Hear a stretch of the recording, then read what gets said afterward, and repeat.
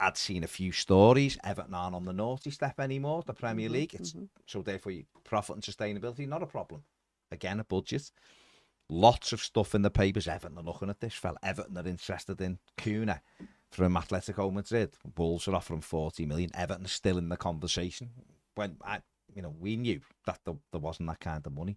But I think if that would have been put out by Everton, it may have tempered everything, and there might have been more sympathy also for the manager. But do you agree, disagree? Yeah, I think so many of the problems that have kind of engulfed the club over the past 5 months have been due to either a lack of communication or when they have communicated, they've got it wrong. Yeah. And maybe there's an argument from them to say that, well, when they have tried to communicate, it hasn't gone down well. Yeah. So therefore, you can't have it both ways and say, damn us for communication and damn us for not. Yeah. But they just haven't gone. They've spoken on the wrong. They said the wrong things at the wrong time on the wrong. And it's easy to go and criticize them for that. But I mean, they've just got the messaging wrong on so many different things at so many different times, and I think that's part of the problem. And I think that maybe a degree of even just clarity post transfer window might have just helped to kind of just allay a few concerns and just.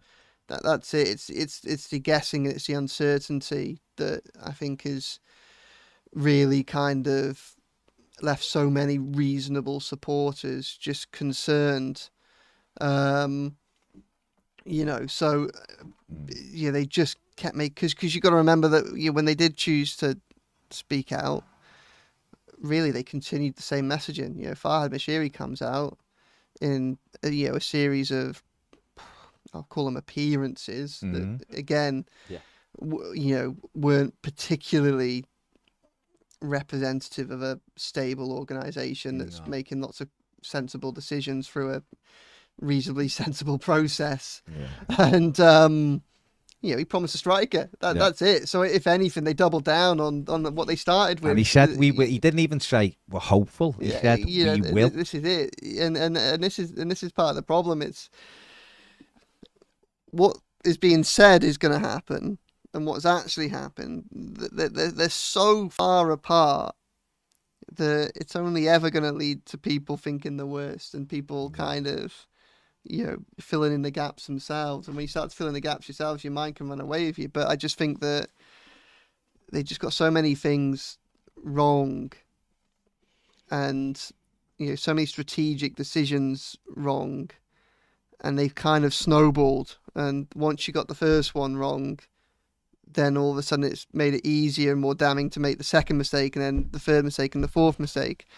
But what I'm not trying to do is give them the benefit of the doubt here or anything like that on this. Like, as I say, when I give the front page about communication, being so crucial, that's it. Like, I think that fans deserve to get a little bit of insight into what the situation is, what the terrain in which Everton are dealing with. Because again, that was one of the things that kind of laid the foundation for that front page. It was the last 25 minutes of that Brighton game when, Everton had collapsed and the fans were walking out the stadium and it just felt like there was no fight left because Everton fans had given absolutely everything that they possibly could for so long. Yeah. And at some point, you can't keep digging into your reserves of energy without getting something back from the club. Without getting something back. Without getting something that says, oh, look, we appreciate it. We can't necessarily tell you what's going on, but we appreciate it. Or an action. Here is a striker. It might not be a striker that you want, but we're positively trying to, we're trying to proactively do something to make the situation better. And throughout January, it got worse and worse and worse. And particularly as so many other clubs, rightly or wrongly, spending the money they spend, the players they spend, a lot of the signings that Everton were linked to and apparently got close to in January haven't really worked out for the clubs that they did sign for. But still, that was a January where the problem that needed to be addressed was known about for months. The awareness that was a problem that needed to be solved was coming from the club publicly through Lampard for quite a significant period of build up. To not address it is problematic, and I think it would have been useful to have known just quite having a little bit of, or I think probably the worst thing is the failure to have shown an appreciation of what the fans were going through. Yeah. You don't have to say this is the transfer budget. You don't have to say, oh, we've not signed him for this reason or that reason or things like that. But just not to have a look. We understand your frustration. You know, we understand that like performances haven't been good. We understand that, you know, there is a striker and we need a striker. And it just throughout this, the messaging, if anything, seems to be no, like, keep the faith. Keep the faith. You know, we all care deeply about Everton. Everything's going to be all right. Keep the faith. And you're like, well, that faith can only take you so far. Yeah. Bearing in mind everything that went through last season and things like that. You know, that kind of benefit of the doubt just runs out, doesn't it? You just lose that goodwill.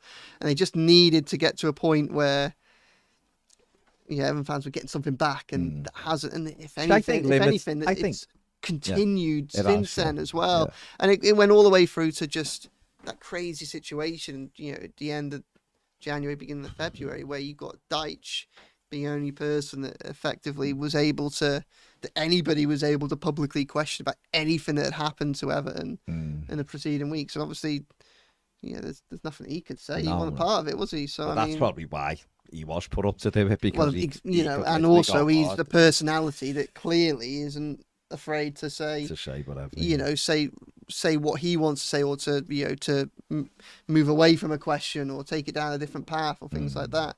And probably doing that for his own purposes. I don't think he's doing that because of he's been told to or anything like that. I think he's his own man very clearly. But obviously, he is someone that he's a very different character to someone like Frank Lampard. I don't think others might have tried to explain away the situation. They might not have done a very good job of it. They might have done a very good job of it, but I think others would have handled it differently. If you want to watch the rest of this video, then make sure you join Toffee TV Premier, when you can get access to all our exclusive shows, including live daily videos. Click the QR code on the screen here.